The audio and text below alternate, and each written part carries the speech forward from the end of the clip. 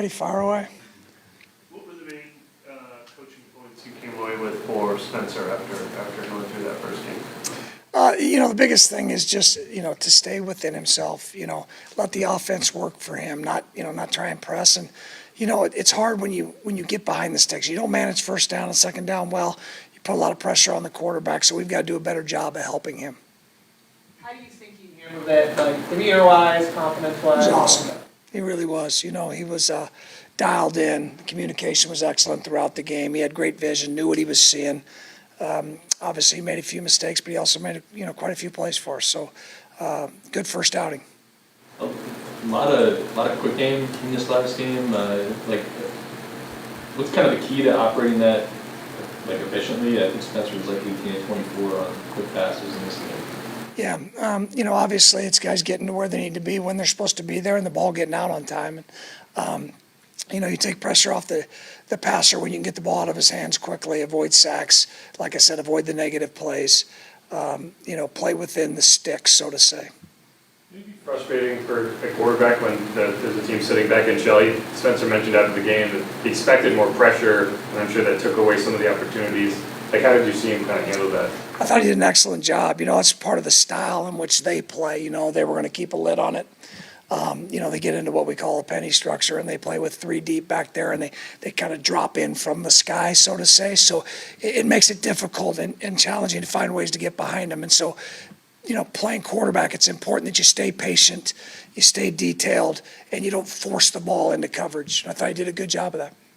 Kelly pointed out after the game, first down efficiency in the run game, particularly in the second half, was something that maybe necessarily wasn't as advantageous as expected. What went into that, and how do you go about addressing that going into this week?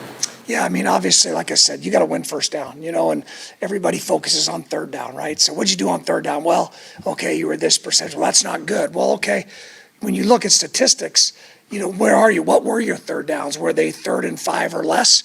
Are they 3rd and 10 plus? Because if you're playing in 3rd and 8 plus, you got problems in this league. You just look at percentages, you're not going to win. So, like I said, and when what you said, what Kellen alluded to, is we got to win first and second down. With some of the runs you guys had on first down, the second half, a lot of them more for tempo. Didn't have a lot of pre-snap motion. Is it hard? Is it harder to run pre-snap motion when you're going fast, or is it like you just don't want to run it because you're trying to go as fast as possible?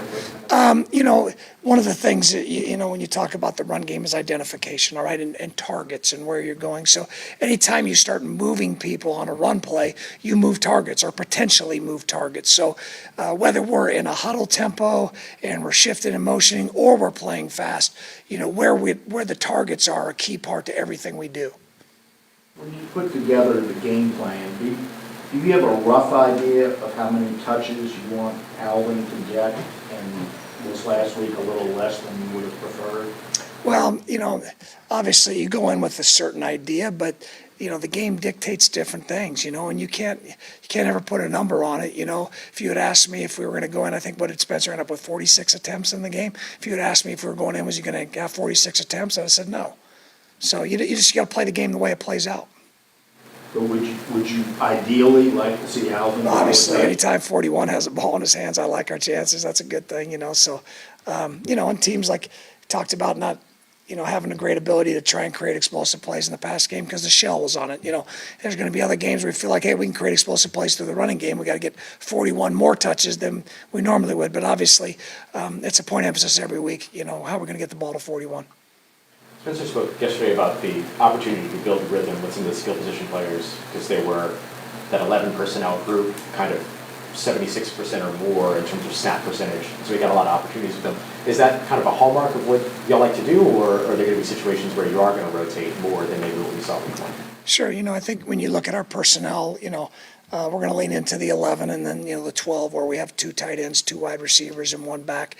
As you see, we don't have a fullback on the roster, so you're not going to see, the 21 stuff that some of the other teams in the league will run.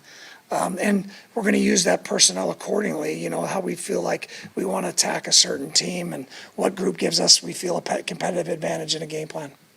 Alvin Banks, first game. I thought he was outstanding for a young guy.